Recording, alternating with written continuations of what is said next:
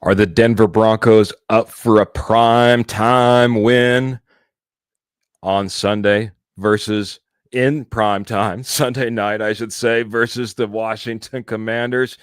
We're going to find out, but first we got to preview this matchup right here on the Denver Bronco Roundup podcast. We're going to go live right about now.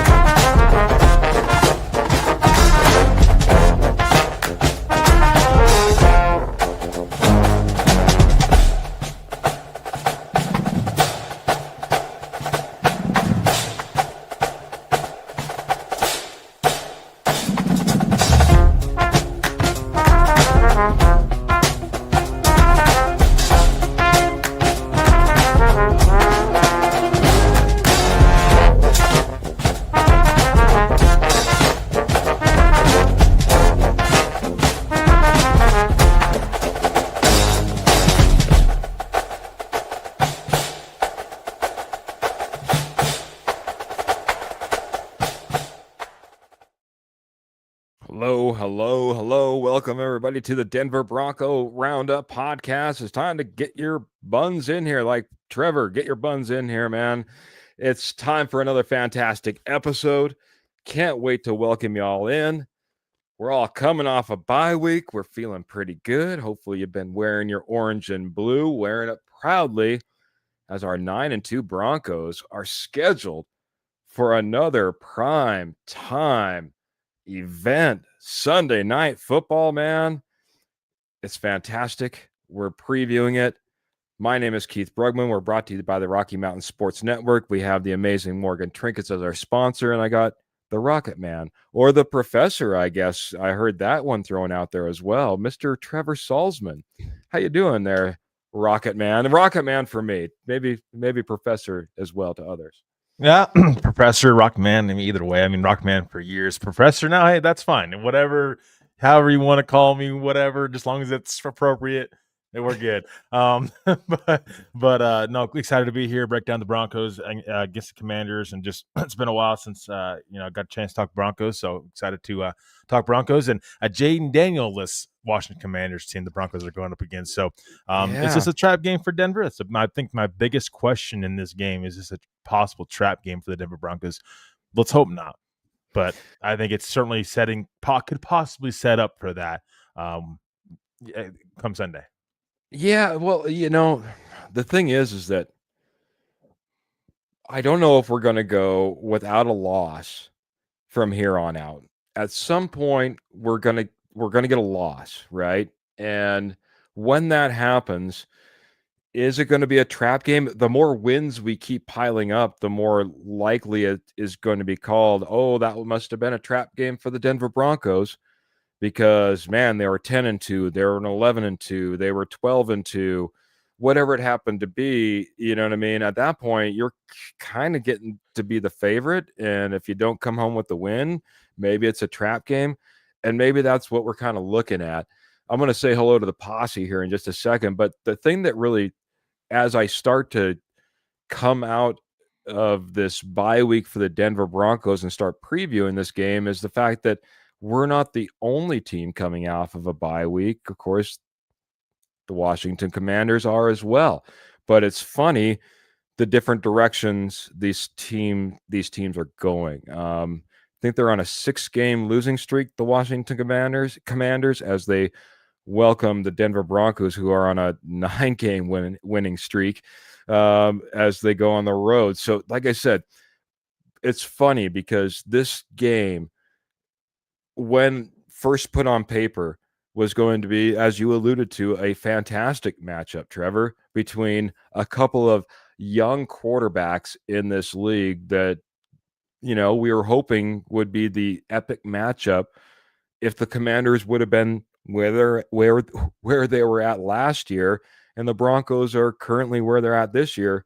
Wouldn't have been an amazing game. It's unfortunately not going to be quite that same matchup. I'll say hello just to a couple of posse members and get back to you on your thoughts on that.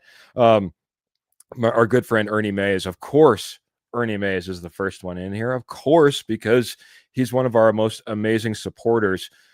And he says, "Go Broncos country only. Go Bo Nix. Hello, Keith and friends. We go 10-2 tomorrow. Tomorrow night, man. I mean, right about now, 24 hours from now, we'll be in the thick of it. We won't be tuned into this show. I can tell you that. We'll be tuning into the post-game show instead." Mr. Phil McLaughlin saying, "Good evening, Keith and Trevor. I'm hoping that Harvey and McLaughlin total 165 plus yards this week." So he's already throwing out some predictions on what he thinks maybe a keys to the game might be.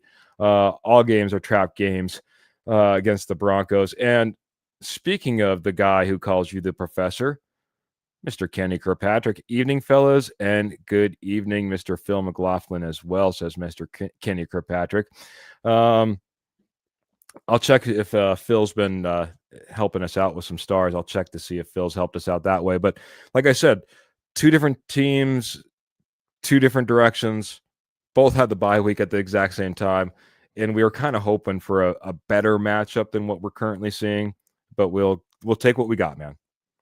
Yeah, absolutely. You know, with the Commanders this year, the biggest problem been with them, it's just Jane Daniels being, in and out of the lineup all the time. He's just not been on the field. And when you lose your starting quarterback, I mean, what you think is your franchise quarterback really puts a divot on your team. And then this is a team that's also struggled with like guys like Terry McLaurin being out most of the season. They really don't have much of a run game. Their defense has been really bad this year. I mean, they're ranked towards the bottom of the league in points allowed. I mean, just allowing 27 points a game. This Washington Commanders defense, I mean, it's everything from the last year that went right for them has went wrong for them this year, and they've really struggled to stay healthy, and they just personnel wise, I feel like it's a team that really overachieved last year. Seemed like obviously going to the NFC Championship game last season, but it feels like they really overachieved. Keith, I think that this is a roster that really needs a lot more from a personnel standpoint. And then they need their top guys. They just haven't had that this year. And so for the Denver Broncos, I mean, you got to take advantage of that. I think Terry McLaurin's supposed to be back in this game, but guys like Jay Daniels still going to be out. This Washington Commanders offense, don't sleep on it, of course. But Marcus Mariota and Jaden Daniels, there's a pretty good gap between those two guys. So I think this Broncos defense, this should be another week this Broncos defense should fleece on another opposing offense. I want to go back to Phil. We'll get an early take on this because he did drop 100 stars. I just had to double check to the side. And thanks, Kenny, for helping point me in the right direction to where Phil's hanging out. Thanks for Phil. He's hanging out over on the Denver Bronco Roundup Facebook page. Thanks, buddy. 165 yards for Harvey and McLaughlin. This Commanders, sorry, I always have to hesitate because I always want to say their former name, but the Commanders defense is not played up to their best. I think honestly, their age is starting to show. They tried to reinvest in the Javon Kinlaws and the Bobby Wagners, and as great as Bobby Wagner is, he's not the same Bobby Wagner he once was. And that's just kind of really even talking about the heart of their defense right up front there, you know what I mean, as far as a running lane is concerned. 165 plus yards. That's pretty tall tale for two running backs, man. What do you feel about RJ Harvey, Jaleel McLaughlin, their usage and what they'll be able to pile up in this game in a hopeful victory? And we'll get to our predictions at the end.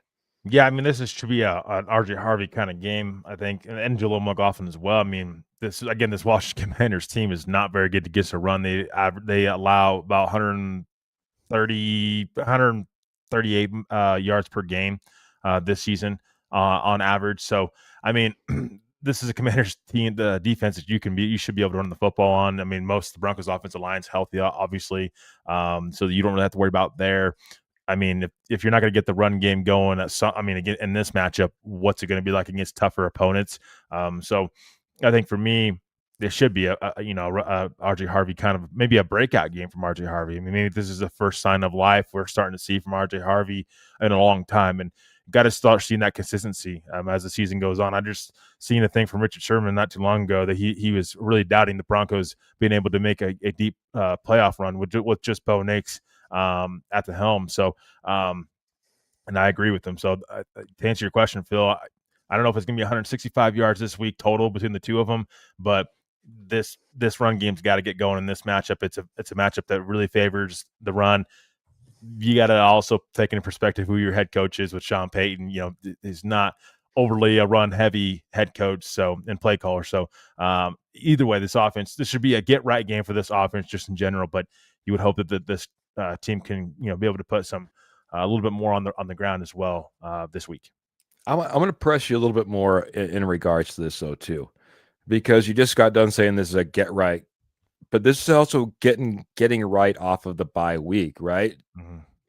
Does Sean Payton, after all the criticism, after all the flack he's taken about not being balanced, about the run game, he needs to get better, we need to incorporate it earlier. He says these things time and time again, but it seems like he gets in the thick of it and he still just goes right back to what we all expect from Sean Payton. That's a lot more passing attempts and maybe we get some running at the end. Does he go out there and explicitly, especially against an opponent like this where you think you can kind of maybe flex in this way, go out there and get RJ Harvey going and make a game plan that favors the running game, knowing that, quite honestly, you should go out there and you should be able to win this game, and there's going to be other opportunities if that doesn't work, if you need to turn away from it. Is this the game where maybe if that's the case, you can maybe see 165 plus yards come out of the backfield one way or another? I'm just thinking at some point, like you said, you got to get things right. And if you're not going to get things right as a coaching staff and the things that you have kind of been lacking off of a bye week going up against a lesser opponent, then kind of shame on you. Do you think we'll be able to see a little bit more of that, man? I mean, like you said, Keith, I think you have to at some point in time. I mean, because here's the thing, and when the postseason comes about, and if first matchup in the postseason in the playoffs, you're gonna have defenses that are gonna force you to run the football. They're literally gonna take Bo Nix in this passing game away. So you're gonna have to learn how to win in multiple ways, and that's what's really important about the Broncos. And that's the next step for them and for me is learning how to win in multiple ways, learning how to win ugly sometimes when you need to, but also know how to kind of blow out teams and take advantage of teams when you need to as well. And that's happened with this offense. That's the problem with me with this offense. The defense has shown they're pretty consistent throughout the season. Of course they are. But the offense, for me, they have not shown enough to where, like, yeah, they're 9-2. I get it. A lot of it's big part of it is because of the defense, let's be honest. But the offense doing their part, I understand that, but they've got to be able to learn how to win in multiple ways. If the passing game's not there, Bo Nix isn't having his kind of day, you need to be able to lean towards that run game to be able to move the football down the field. Vice versa, if the run game ain't working, okay, I don't mind going away from it, but at least give it, a really good try to get the run game going. If it's not going the way you want it to go in the right direction, then you can maybe lean towards more of the passing game and going that way. So it's learning how to win in multiple ways when things aren't working and when to adjust to that. That's the big key for me going down the stretch, because in the postseason, you're going to have to be able to learn how to switch that over to try to obviously win games. All right, man. I'm not going to disagree. Not going to disagree. I'm going to hit some other pieces of that as well. Kenny's coming in and says he believes this is a trap game. He says that bye week can sometimes be a momentum killer, and he's worried about a slow start coming out. Kenny says, I don't think Peyton will let that happen. That's what Phil says to Kenny. And the D is hyped and not slowing down. He's really thinking this D, regardless, is going to carry this team as hyped up as they are and going for maybe an all-time, team sack record by the end of the season here. Sorry, Kenny's also saying that it looks like Terry McLaurin is back, and he's just playing little devil's advocate as far as being able to blow them out, maybe like you were talking about. And he's saying, look at the Raiders game. We tend to play to our competition a little bit, and he'd maybe like to see a change in that. This is the one I wanted to get to, though. Martin is in the house, and good to see you, Martin, over on YouTube. He says, it's important that we use these next two games to get sharp on offense, because Green Bay, Jacksonville, KC, and the Chargers are all going to be a challenge as we go down the stretch. Of course, we got this game versus the Commanders. We got the Raiders after that. So these next two games, get those to get your offense going. We just got done talking about this running game, maybe getting the running game going as part of the offense. I want to talk about another piece of this offense I think that I would really like to see get going, and I think there's an opportunity here versus the Commanders as well. If we don't see the running game get going, can we maybe see an Evan Ingram showing get going again? It's been a long time since we started talking about Evan Ingram and multiple catches in a game and really, helping this team in more than just a play or two plays within a game. Kind of take over within a game, be a target within this game. And we just got done talking about Bobby Wagner. Bobby Wagner is not the guy he used to be, and he certainly isn't the guy that you want in coverage. Lulu, I believe is his name, also linebacker. Mm-hmm. I'll see if I can get that right if I made that wrong. But Luvu. Sorry, Luvu. Also not the best coverage linebacker. I think if you can't get the running game going, it's got to be an Evan Ingram game. Are we going to see an Evan Ingram game, Trevor? Is that a possibility? I want to hope so. You want to hope so because the Broncos invested somewhat in Evan Ingram, and we've just not seen him be at his best. And I don't think he looks great out there, Keith. I'm not gonna lie. Like I'm not gonna sit here and tell you something that I don't believe and tell the posse. I don't know if we're going to see that Evan Ingram game, if we're ever going to. I just don't know if Evan Ingram is the same player that we all hoped he would be. And clearly he hasn't lived up to that up to this point. You can say, well, Bo Nix is not looking at him and this and that. But I'm like, yeah, but when he gets a chance to make plays, there's a lot of times where it just don't happen. And so I would hope so. I think that this is definitely a favorable matchup for him. To get him involved. I will say that I'm really skeptical of what we're going to see of Evan Ingram the rest of the season. That's why you're going to hear me continue to talk about this. The Broncos need to address tight end this offseason, and it's very, very important. Maybe they're saving him. And making sure he's there for that playoff run.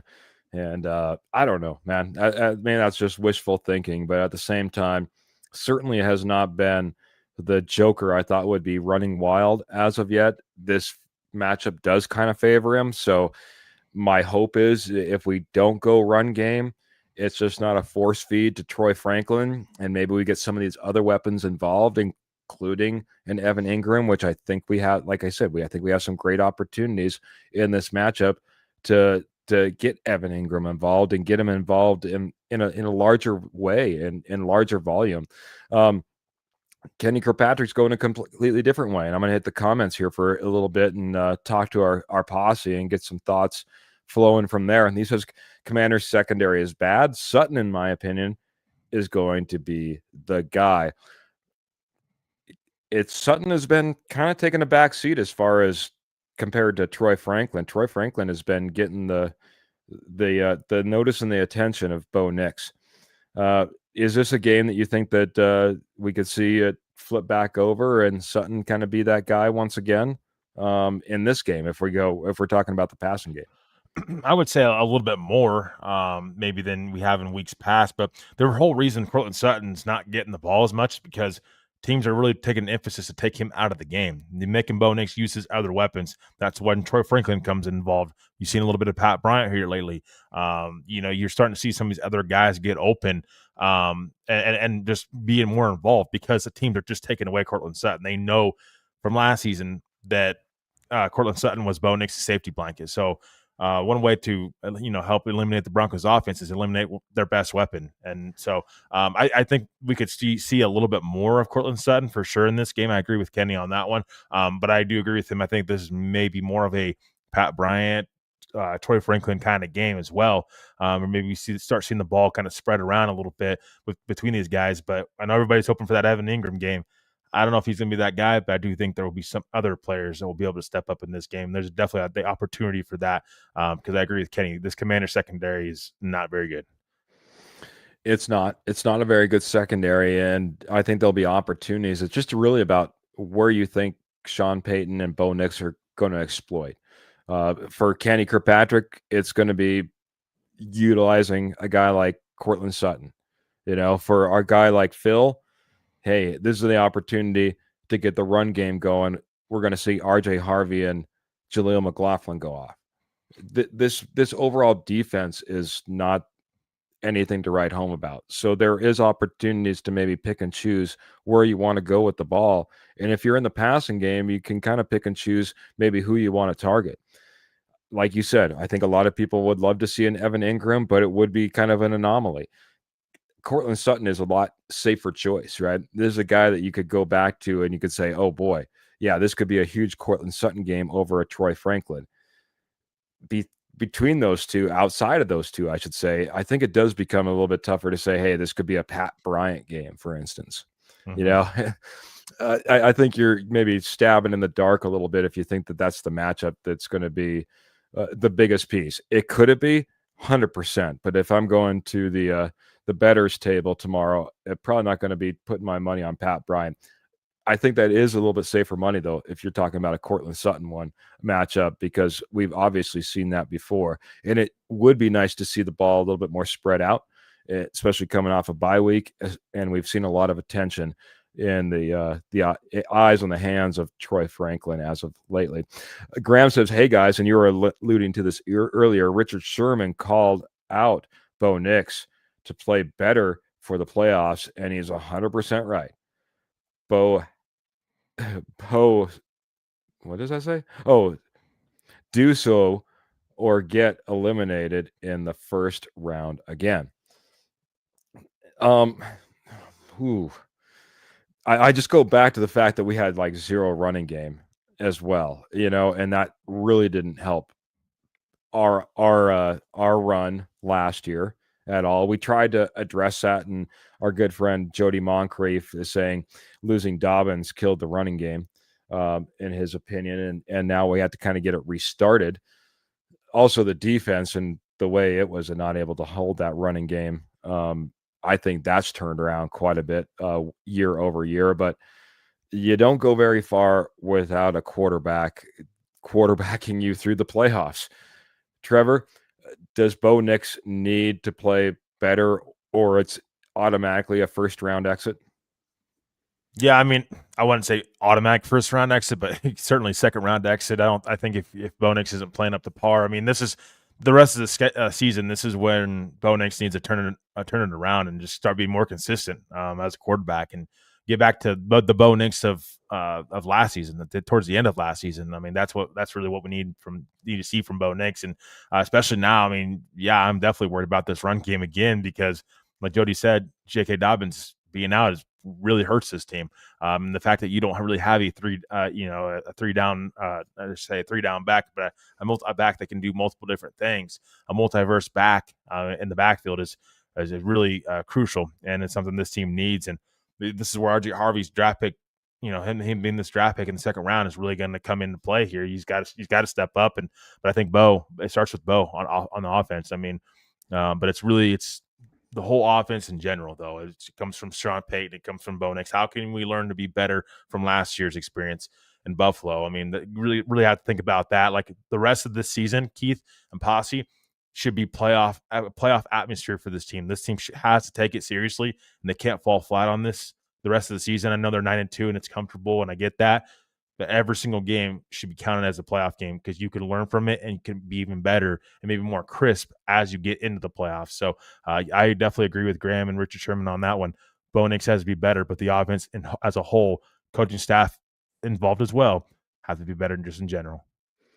It's been a long time since we sat here with 11 games behind us, and we're sitting here thinking about playoff seeding.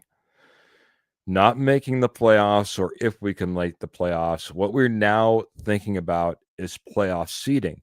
And with that comes, how do you want to be playing to be a playoff contender versus playoff teams? And I think I think it was well said by Martin earlier. It's time to kind of like sharpen yourself up there on the offense or defense or special teams. especially over these next couple of games. Get yourself right every way you possibly can, because those last 4 games are going to be difficult. Not difficult saying hello and howdy to the Mile High Dutchie, Mr. Albert Knoppers, saying hopefully a great win for the Broncos tomorrow. Absolutely, my friend. I think we should expect that. What the problem is Trevor's thinking, if we've kind of expected that, it could be a trap game. And even Kenny thinks it could be a trap game. It's something to be watching out for. Both these teams are coming off a bye. The Dan Quinn came out and basically put his team on a 40-day. The next 40 days is going to determine where you're at. They're mathematically right now not out of the playoffs, believe it or not. The NFC is that bad. But mathematically, they are not out of the playoffs. But more importantly, what they do individually, what they put on tape, how they fight is going to mean probably more for that team and some of those players moving forward, whether it be with the Commanders or whether it be with another team. I mean, might as well put it all on the table right now. And that's his message to his team. Coming off a bye week with the Broncos on Sunday night primetime football. You can't overlook it. As Kenny says, the weather might be bad, could be a sloppy field. A lot of things to start taking into contention or into consideration when all of a sudden, you're going up against maybe a hungry team and some hungry players that are hungry for a win and would love to play the upset in a sloppy, nasty field possibly, and just make it a I'll tell you what, I went back and I watched that Dolphins game, and there was goal line stand after goal line stand. That was a field goal fest because of stopping guys on third down, and there was opportunities, I think 2 opportunities where the Commanders stopped the Dolphins on fourth down near the goal line. They might give up a lot of yards. They might not be the best, but I'll tell you what, they still got some fight in them. When they get around the goal line, that's one place I saw a lot of fight versus that Miami Dolphins team. I know they're not otherworldly, but at the same time, a lot of fight. Don't overlook this team. Yeah. Yeah, I agree. I mean, it's a lot of fight, and just in general. And, no team is going to quit right now. I mean, until you're mathematically, eliminated or vice versa. I mean, no team should be quitting at all right now. There's still plenty of season left and still plenty of opportunities to get better for now and for the future. Yeah. Got Pearls coming in saying, hi, sorry I almost missed you. It didn't almost miss us. We're just getting started. Start up 7:30. We got about another half hour left. We'd be talking about our amazing sponsor here in just a minute as she comes in and says, hello, all. And we have our good friend, Karen, coming in. And I don't know why it's all the old handles, everybody. So welcome back on your old handle. Good evening, all. I think this is going to be a Broncos game. I think it's going to be a Broncos game, but we play to the level of our competition. So I'm thinking 21-14. Oh, I think there's going to be a win for the Broncos, I think is what she's saying there. I think it's going to be a Broncos game, a Broncos win. But we play to our competition. She's already getting our prediction out there way early, everybody. So I didn't mean to start any predictions. Don't go that way. Kenny's also saying it doesn't think it's an Ingram week at all. I think it's Sutton, Franklin, and Bryant this week is where we should put our attention to. I'm not holding my breath on Ingram, but I'm hoping I see Mims in the backfield. Also, it's funny, Trevor. We just went through all these different receivers, and I skipped right over Marvin Mims. Mm-hmm.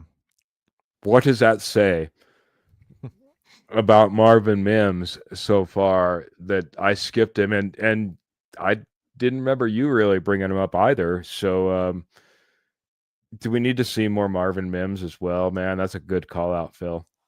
Yeah, you would love to see more Marvin Mims, and this is a second-round draft pick, and the Broncos traded up to go get Marvin Mims. I mean, you would hope that the return on Marvin Mims is more than just a kick returner or special teams guy. You would hope that he's more involved in the offense side of the ball, and he can be that speedster down the field and just really be a difference maker for you. I mean, you don't draft the kick returner in the second round That just you just don't do that. You are drafting a guy in the second round, for him to be a difference maker for you on the offense side of the ball. So, yeah, I mean, you definitely want to hope that Marvin Mims gets involved. But Keith, here's the thing: I'm kind of, you know, not backlashing on it, but it's like, but Troy Franklin, he's been the guy that's stepped up. I mean, we can't lose track of that. I mean, it's so easy to lose track, like, oh, Troy Franklin the drops, or Troy Franklin this, Troy Franklin that. But he's really been Denver's second best weapon this season. When teams are adjusting to Cortland Sutton and they're double teaming Cortland Sutton, who does Bo have to throw the ball to? It's Troy Franklin. He's a guy that stepped up. He stepped up over Marvin Mims on the offense side of the ball. Why is Troy Franklin getting more snaps? Because he's able to step up and he's able to produce. A guy like Marvin Mims right now, he's just not. I mean, and that's possibly on Sean Payton, and the offensive coaching staff to kind of get Marvin Mims involved more. But at the same time, it's like they got to see the execution before they're going to just put him on the field. So I think it still goes back to Troy Franklin stepping up and being big for this Broncos offense when he's asked upon to do so. He's really kind of stepped into that role that you would hope that a guy like Marvin Mims maybe would have taken over, being that other wide receiver that you can count on when teams are really focusing on Cortland Sutton. Yeah, I think you point out a great little piece there, man. Troy Franklin probably has taken one of the larger leaps for the Denver Broncos, kind of unexpected, right? I don't think that anybody really anticipated that Troy Franklin would be such a key piece within the offense based upon what he put on the field last year. Because what he put on the field last year was, boy, this guy's got a long way to go. He doesn't have a route tree. He needs to develop.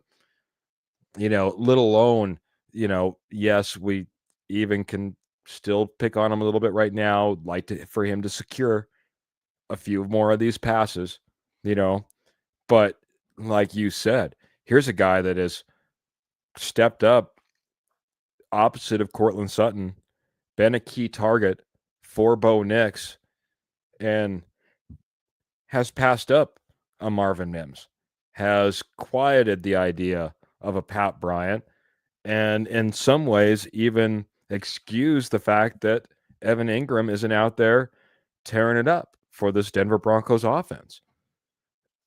It's not a bad thing, but Phil, and thank you for the stars, by the way, it would be nice to see Marvin Mims and more pieces get involved. It is a little bit about, what mouth do you feed? You know what I mean? Because we started off the very beginning of this on the offense saying, man, RJ Harvey and Jaleel McLaughlin, 165 plus yards. Okay, that's pretty good. We'd like to feed those. We'd like to get that running game going. Then we went to Evan Ingram. Man, I'd be love to get Evan Ingram involved. Yeah, that's true. Then we went over to Kenny Kirkpatrick, and he said, it's a Cortland Sutton type of day. And you're like, you know what? It's been a while for Cortland Sutton. Hasn't been getting the majority of the targets. I could see a Cortland Sutton day. Now we're over here on Marvin Mims. And, it's just there's so many mouths to feed. What I do hope to see, and I think what we're all kind of getting at, is more people involved, right? Another guy stepping up and being the guy in this game, right? Maybe somebody we haven't talked about. Let it be an RJ Harvey game. Let it be an Evan Ingram game.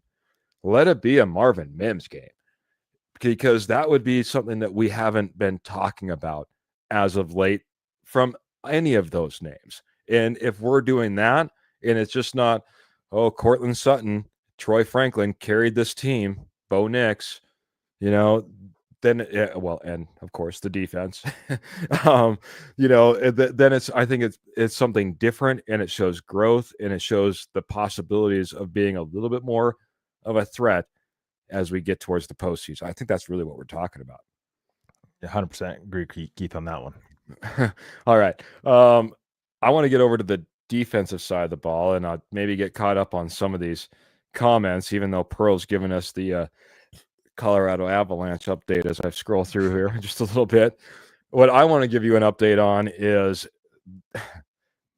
maybe the day shopping days. I know it's under 30 now because I know the date, man. What are we at? I don't know, 25, 26 shopping days left. I have no idea. It's getting down to ticking time. And if you have anything like Southwest Jewelry, Southwest Pottery, Estate Gold at wholesale prices on your Christmas wish list, head on over to Morgan Trinkets. Morgan Trinkets is your headquarters and has been for 34 years. They are a nationwide company. Now they're just in northern Colorado, southern Wyoming. They do amazing shows whenever they can possibly get out. But I'll tell you what, if you can't get to a show, don't worry. And especially this time of year, I don't expect it. Head on over to Morgan Trinkets Co., Morgan Trinkets Co. Type that in on Etsy, and there you are. You have everything that Morgan Trinkets has to offer. All orders over $50 are shipped absolutely free, and all major credit cards are accepted. The other thing I would also say is if you head on over to eBay, you type in Pearl Heat, that's Pearl Heat, you get to the exact same inventory list, and of course, all terms and conditions apply over there. Morgan Trinkets, that's what you're looking for, though. Morgan Trinkets Co. over on Etsy, Pearl Heat over on eBay. Check them out. Get your orders in so that you have something beautiful underneath the tree come Christmas. Biggie Broncos chiming in. He just says, I hope everyone had a good Thanksgiving. And how's everyone doing tonight? Biggie Bronco, like I said, wear your orange and blue all week. You got a 9-2 team. You got a primetime game. You just got done with Thanksgiving. You're all set up for a win, my friend, versus this team. And we'll start talking about how maybe the defense can dictate that versus this Commanders offense as well. So we get into the second half of this game. If you have any more thoughts when it comes to the offense, don't feel like you're being ignored. We'd love to talk about that as well. Adam and Kayla coming in and saying, happy Thanksgiving weekend. Good to see you. Good to see you, Adam and Kayla. Hope you had a wonderful Thanksgiving. Thanks for coming in, checking in, and chiming in as well. It may be close. Don't get overconfident, says Pearl. And you play for home field advantage throughout the playoffs. Denver in January or February is so much tougher than other teams, says Karen. Karen, you're absolutely right. This is the time of year where you want to make that push and make sure that you're all primed and ready for the playoffs. Best way to be primed and ready is to have home field advantage. Phil McLaughlin, I just scrolled right down to the bottom. Sutton needed 11 receiving yards to become the fastest player to reach 5,000 yards, 6,000 yards. Let's hope he gets it. 11 receiving yards. Yeah, let's hope he can get 11 receiving yards. That should be a force to get him 11 yards if that is the case. Trevor, we mentioned it before, man. We were hoping when this was first drawn up on paper, this would be a matchup of two amazing quarterbacks dueling it out, two young quarterbacks. Unfortunately, we kind of get the opposite when it comes to the Commanders. Jaden Daniels is ruled out. It'll be our good friend Marcus Mariota of a Heisman Trophy of years gone by winner. But they do get Terry McLaurin back in this offense. That should help them a little bit. Looks like he'll be a go. What do you think is the biggest threat of this Washington Commanders offense versus, really a stout defense that shouldn't have too many threats?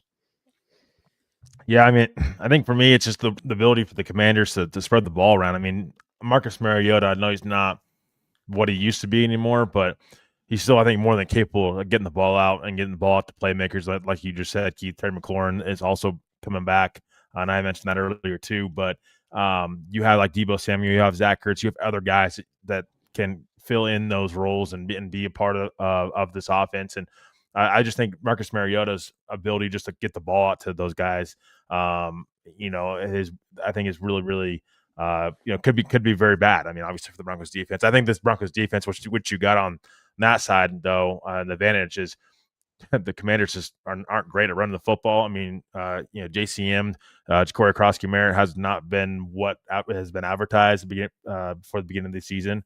They are kind of a dual running back system now with Chris Rodriguez also getting being a part of this running game a little bit more. But I mean, this offense is really having to kind of adjust without Jaden Daniels now. I mean, now it's Marcus Mariota and trying to kind of feed the playmakers, Deebo Samuel, Zach Ertz, and McLaurin when McLaurin's out there. So I think it's just distributing the ball out there, I think, is what I'm worried about with Mariota. And then like Zach Ertz could have a sneaky kind of game too, just because he really hasn't went off lately. But it seems like tight ends, this defense still at times can give up plays to these tight ends. So that's my biggest worry.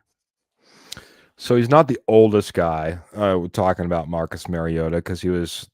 How long has he been playing? He was part of the 2015 draft class, so he's 10 years old. 10 years in the league, So I mean, hey, when you have quarterbacks running out there at 17 years in the league, he's not the oldest quarterback, but he's no spring chicken either, and certainly his starting days are probably all but behind him as he comes in as a backup quarterback to Jaden Daniels. But I'll tell you, I know that Dan Quinn kind of took over some of the play calling here, but it's still an air raid style of offense. And this air raid style of always being in the shotgun, the one thing that Mariota does is he distributes quickly.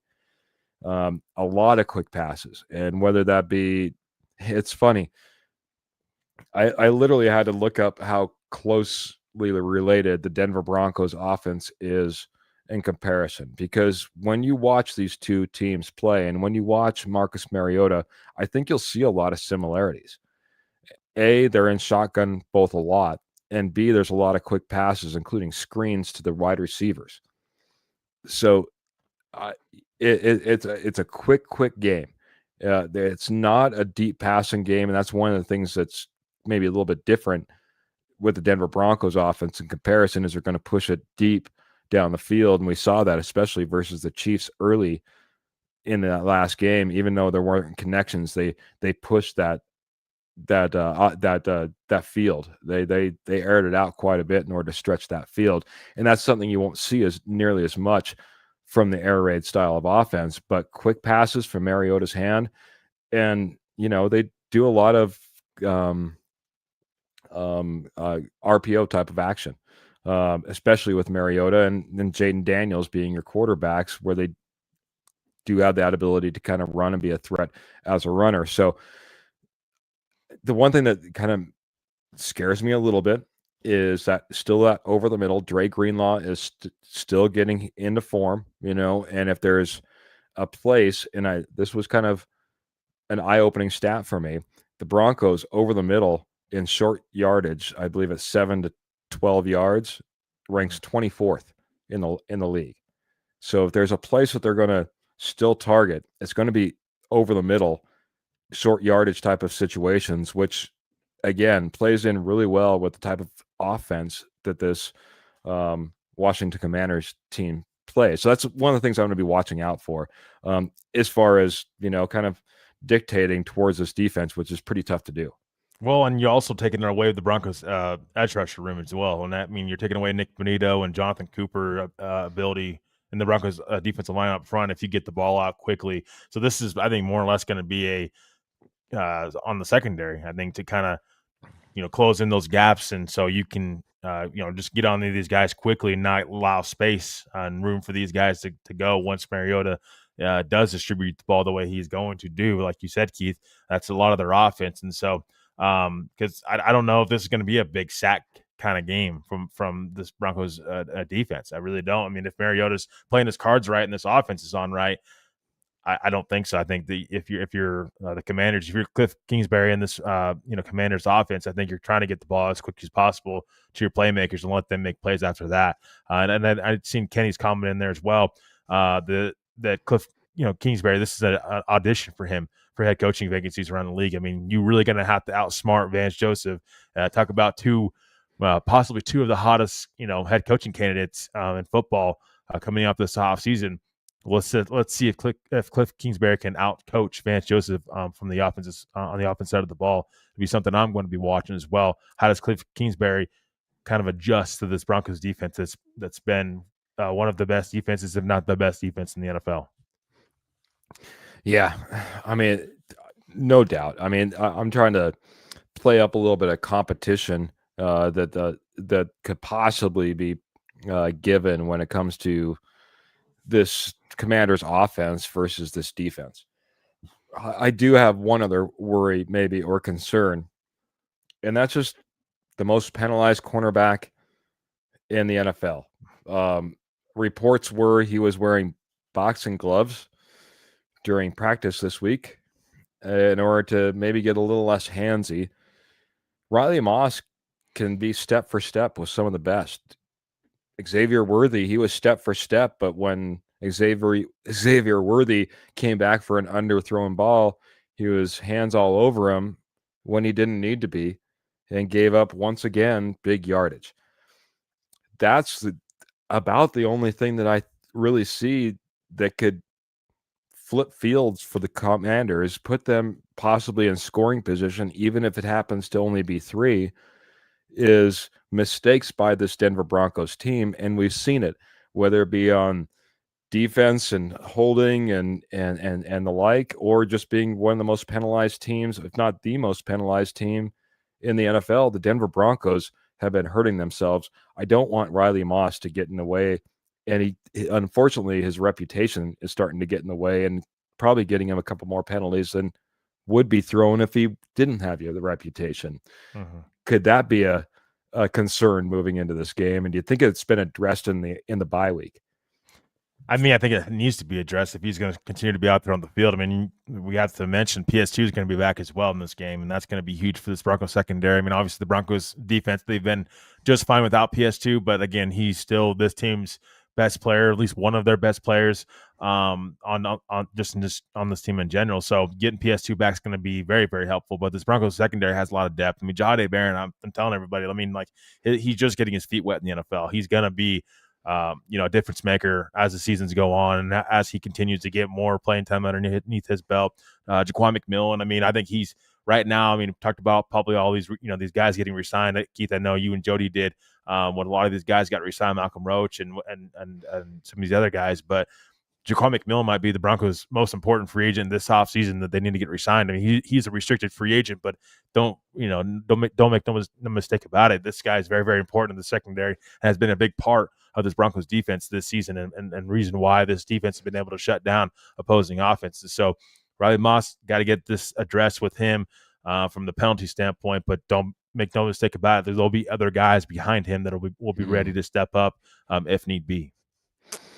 Yeah, I think we all like Riley. Riley plays free-spirited out there, Pearl, and he's just an all-out football guy. You can tell that's his life. He loves the game of football, and it shows on the field. Cleans up some things, man. He could be one of the best because, like I said, he has the speed, and he just needs to get his hands a little bit in check. I think this game, one of the matchups I'm kind of going to be watching when it comes to our cornerbacks versus their offense is what Deebo Samuel can do as well. He started getting a little bit hot versus Miami. They do a lot of under screens where they use him out of a bunch formation and bring him then across the middle. Could be a Jahdae Barron, could be a linebacker that ends up picking him up, but Deebo Samuel is another guy that I'm watching out for. The only reason I bring him up is because he is the number 2 on this team right now. So we'll see a lot of him and Riley Moss, I think, lined up against each other as PS2 does come back, hopefully 100% healthy, and lines up against Terry McLaurin, who the Commanders hope is 100% healthy as he comes off of an injury as well. So a couple of injured all-pros. I believe Terry McLaurin was an all-pro as well, if not a Pro Bowler, and going up against each other this Sunday. We're almost at the 10-minute mark, so I figured it'd be about time to start giving the holler out for some predictions. Feel free to get them in the comments, Posse, of what you think this game is going to be. We already had a 21-14 prediction earlier in the game, or earlier in the show. So got to get everyone's thoughts in here. Hey, look at Pearl. You can now message her. She's on Instagram, and she says, "Message me over there, and I'll take videos of the jewelry as well." That's awesome. Pearl, Morgan Trinkets, Southwest Jewelry, Pottery, Estate Gold at wholesale prices. Check them out over there on Instagram, Morgan Trinkets, and you can check out a video.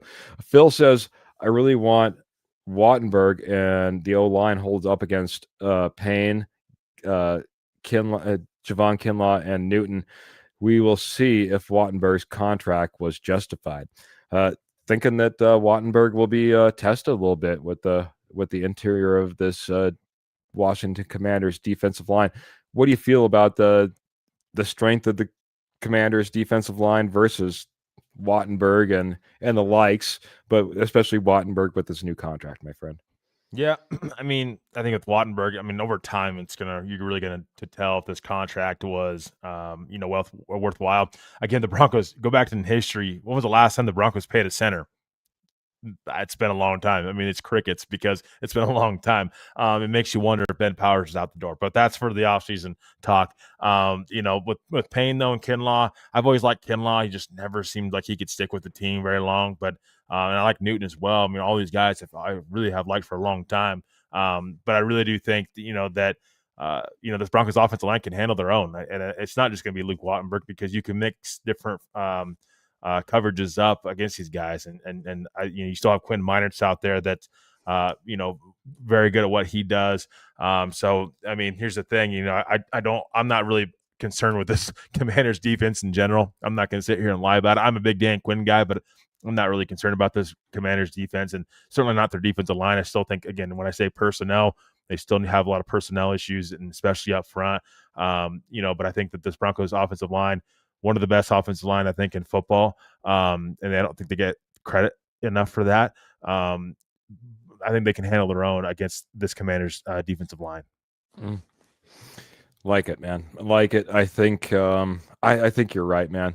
They haven't shown a lot. They were pushed around in Miami, and I'm not here to say that Miami's a bad team, but at the same time, I don't think they're otherworldly.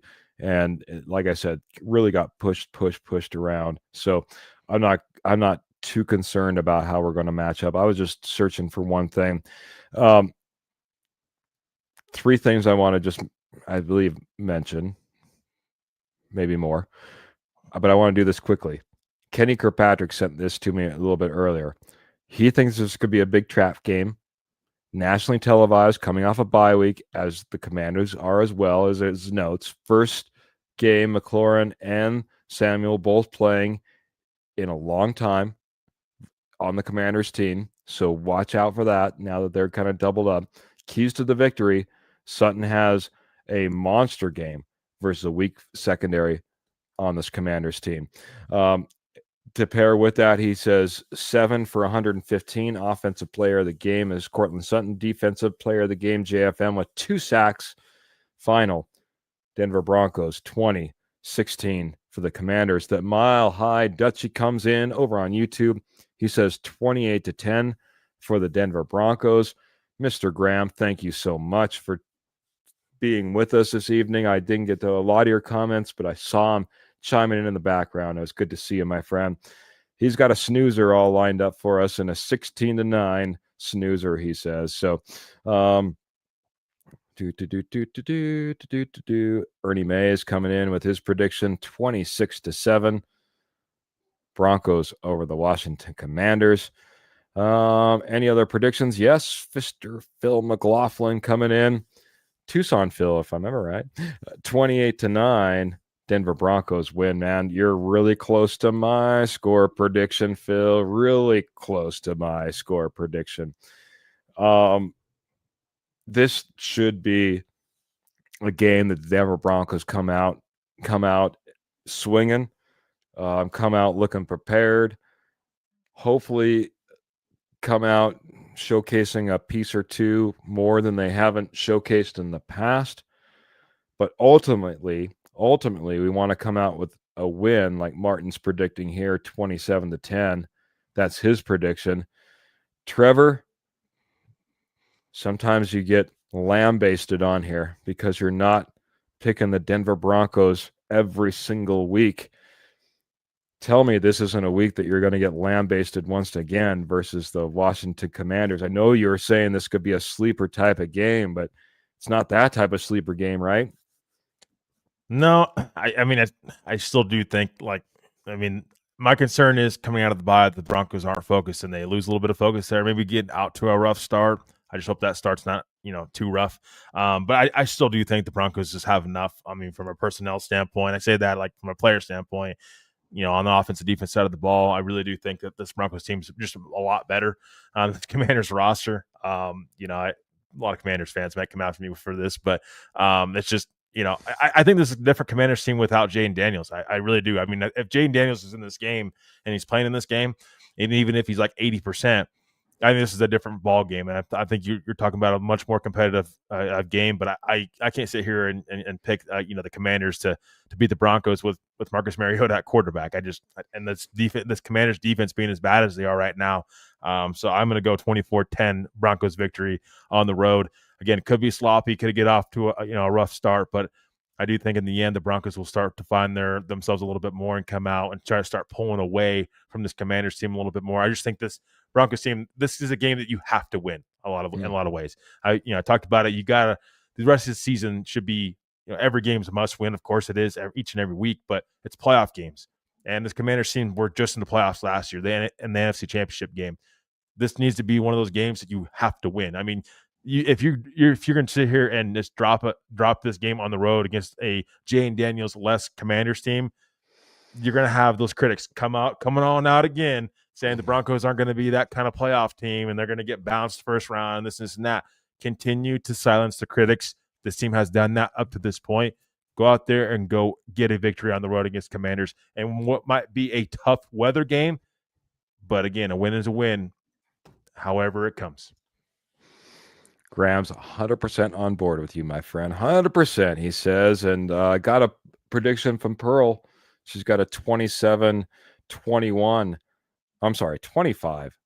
Sorry, I'm just reading whatever I want. I'm just going to put it whatever numbers I want. I'm not even going to read it. No, I'm just kidding.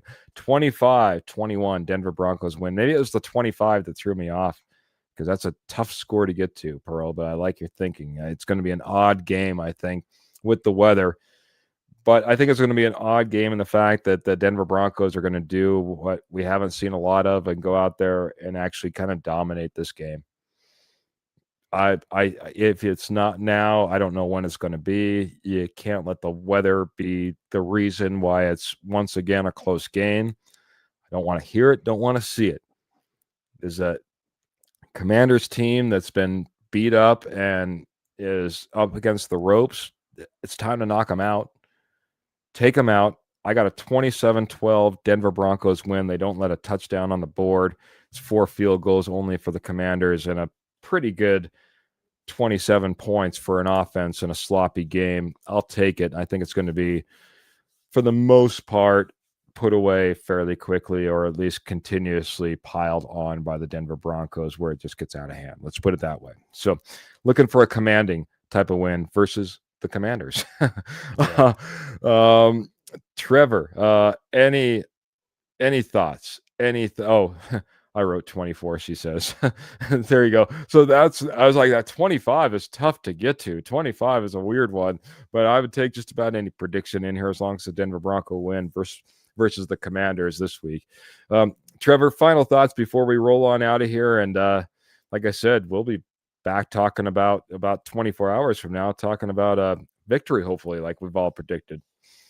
Yeah, I mean, absolutely. I mean, I think if the this being a national broadcast, maybe I'm surprised it hasn't gotten changed, to be honest with you, with Jaden Daniels being out. Maybe it's not the flashiest game out there, but and I kind of agree with Graham. Like, I don't think it's going to be the highlight of the day kind of game, but nevertheless, I mean, this is a Broncos team that they've proven they can beat teams that they're much better at from a roster standpoint, and I just think that, like, this team's just different this year. This Broncos team. There's a reason they're 9-2. I mean, this team finishes games. Last year they weren't able to do that.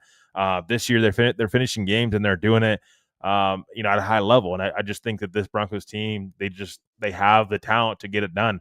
And this is a game that you can't really drop. I mean, with Marcus Mariota, I'll continue to say it. This Broncos defense is elite, and we've seen it all season long. There's no reason they can't shut down this Commanders offense and let this Broncos offense just kind of get going. Maybe this is more of a, we talk about get right games for this offense. It seems like quite often for the Broncos, but maybe this is a more on the line of that get right game for the Broncos from the offensive side of the ball. So I really do, I feel really confident about this game for the Broncos. And I think this is a game that they must have, because the rest of your schedule is not the easiest going forward. So this kind of game you need to have. No, this can't be the time where you pump the brakes right now. The gas pedal's back on. It's the bye. You're after the bye, gas pedal's on. You've got to finish the season strong for the Denver Broncos. So hope everybody has a great rest of your night, Keith. I don't know if we're getting final thoughts in. Yep. But I know we're up against the clock. I hope everybody has a great rest of your day. I mean, this is a Saturday night. I have to remind myself, but it's a Saturday night. Appreciate everybody joining, watching live and after the fact. Please subscribe, like, share, everything. I know Keith will say it after I'm done here rambling on, but we really appreciate each and every one of you for being as amazing as you are. Continue to support us through thick and thin, and we really appreciate it. Hope everybody has a great rest of your night. Enjoy the game tomorrow, and I can't wait to be live with everybody after game, post-game show. Make sure to come check us out. But as always, go Broncos, and we'll see you guys tomorrow night. Yeah. The reason I haven't said it is because I didn't see Clayton in here. Clayton, where you at, buddy? Yeah, like, share, subscribe, hit that notification button. We've been all over the dial when it comes to our days because we've been shifting things around. That's why you're catching us on a Saturday, but we will be going post-game right after the game. It's by far our funnest episode. It's the greatest episode all week, especially when we keep piling up these wins. We expect another one tomorrow. Don't let us down, Denver Broncos. We've all predicted wins. Don't let us down. It's going to be a fantastic, fantastic game. It's going to be fun coming in here and talking with you all. Great show. I'm getting a lot of that. It's all because of you. It's all because of you. Victor's in here. He'll be watching ESPN 8, the old Ocho channel, ESPN Ocho. He'll be watching the game. It's going to be a fantastic one. Yeah, hit that like button, hit that share button, hit that subscribe button. We're all over the place, like I said, as of lately. But if you do that, when we go live, and you'll be able to check out all the Denver Bronco Roundup shows, the Morning Juice, you name it. Keith, maybe a mention about our change for the juice. Trevor, you're taking over the juice from me. Why don't you talk about the change to the juice real quick? This is a very exciting change where now we're going to be missing Keith, of course, and this will not be Keith's last time on. He's going to come in and be a guest for us, but it's going to be me and Mr. Kenny Kirkpatrick taking over the juice, your football show, and it's all football show. Please come check us out Tuesday night, 7:30 Mountain Time, 9:30 p.m. Eastern Time. Come check us out. Me and Kenny are going to talk all things football, break down the week, and we're going to start doing graphics going forward. I know Kenny and I are going to be doing mock drafts. I mean, it's right around the corner. I already know it. We love doing that kind of stuff. So if you like that kind of stuff, come in and support us and comment and just spam that chat and spam that like button and subscribe. Please do, because we've got a lot of, really promising things coming from the juice, and I'm excited to take over, and I'm honored to take over Keith's spot going forward. And I know Kenny and I are going to make, really make a great show, and there's going to be a lot of passion into it. So I hope everybody comes in and checks that out. Again, 7:30 Mountain Time on Tuesday night, every Tuesday night, 9 p.m. Eastern Time, every Tuesday night. Come check us out. The Juice, your football show. All football. Yeah. All football, all 32 teams, talking about them all, talking NFL, talking mock drafts. I can't believe it. I can't believe that already fell off his tongue already. What we need to do is we need to fall off into the evening, let you guys enjoy the rest of the night so that we can get all pumped up, all ready for that Denver Broncos game, Sunday Night Football, and you're all here talking Denver Broncos football right after the game. Make sure that you're here. But we got to get out of here the way we always do. Please, please, please keep your boots in the stirrups, your guns in the holsters, and of course, the Denver Broncos in your heart. Until 24 hours from now, and we're talking about a Denver Broncos win, you're back on here post game. Have a great night, everybody. Have a great day tomorrow. Can't wait to see you. Go Broncos.